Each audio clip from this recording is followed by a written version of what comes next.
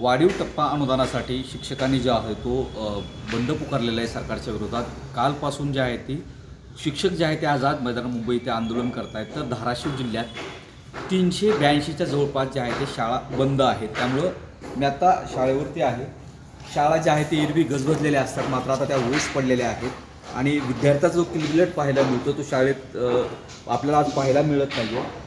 14 ऑक्टोबरला जो राज्य शासनानं जी.आर काढला होता त्या जी.आरची अंमलबजावणी जी आहे ती वाढीव टप्पा अनुदान मिळावं यासाठी शिक्षक जे आहेत ते भूमिका घेऊन आहेत. गेली अनेक वर्ष विनाअनुदान शिक्षक जे आहेत ते या मागणीसाठी लढा देत आहेत आणि हे सगळे शिक्षक आणि महिला शिक्षक देखील आहेत त्याच्यामध्ये. यांची मागणी जी आहे ती इतर सरकारकडे की वाढीव टप्पा अनुदान जो आहे तो मिळावा यासाठी आहे आणि यासाठी किमान जिल्ह्यातील 3000 शिक्षक या आंदोलनात सहभागी झालेले आहेत.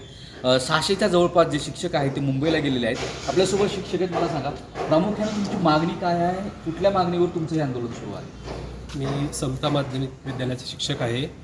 आमची प्रमुख मागणी आहे 14 ऑक्टोबर 2024च्या वाढीव टप्पा 20% अनुदान हे त्वरित याच अधिवेशनात शासनाने द्यावं. 14 मार्च 2024चा जो शासन निर्णय आहे की जात चपाटी आहे संच मान्यतेचा ते रद्द करण्यात याव्या. शासन इतर जे विनोदासाठी जे काय अनुदान आहे ते त्वरित द्यावं आणि पवित्र पोर्टलद्वारे जी भरती करण्यात येते ती बंद करून संस्थेच्या ते पहिले अधिकार द्यावे. सर, थोडं याच्यात आता प्रश्न असा उपस्थित होतोय की तुम्ही तुमच्या हक्कासाठी लढता, मात्र शैक्षणिक विद्यार्थ्याचं नुकसान होतंय, त्याची कसं कशा पद्धतीने भरून काढली जाणार?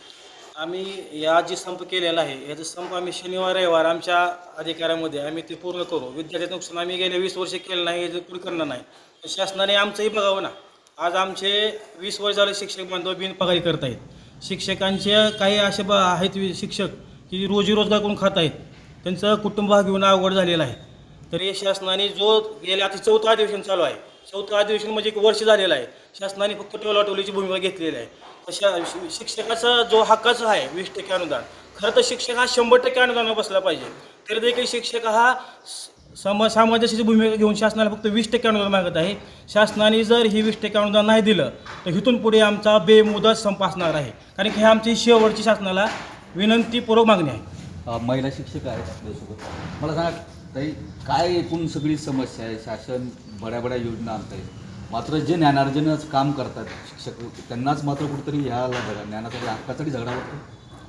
शासनाची शिक्षणाच्या बाबतीत त्यात विनाअनुदानित शिक्षकांसाठी एकदम निरागस भूमिका आहे.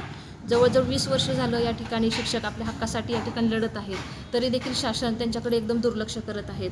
आज विद्यार्थी घडवण्याचं, देश घडवण्याचं हे शिक्षक या ठिकाणी काम करत आहेत, परंतु या शिक्षकांच्या ज्या काही मागण्या आहेत त्या मागण्यांकडे शासन हे दुर्लक्ष या ठिकाणी करत आहे.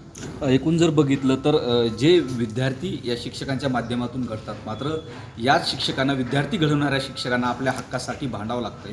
सरकारनं ज्या पद्धतीनं या शिक्षकांनी पहिल्यापासून लढा दिलेला आहे त्यांनाच सरकारचं हे आश्वासन आहे आणि त्या आश्वासनाची कुठेतरी सरकारला विसर पडली, म्हणून ही भूमिका शिक्षकांनी घेतली. या सामंजस्यानं जे आहे ते सरकारनं तोडगा काढून निश्चितच होणाऱ्या शिक्षकांचं आणि होणारं पर्यायानं विद्यार्थ्यांचे नुकसान थांबवलं पाहिजे.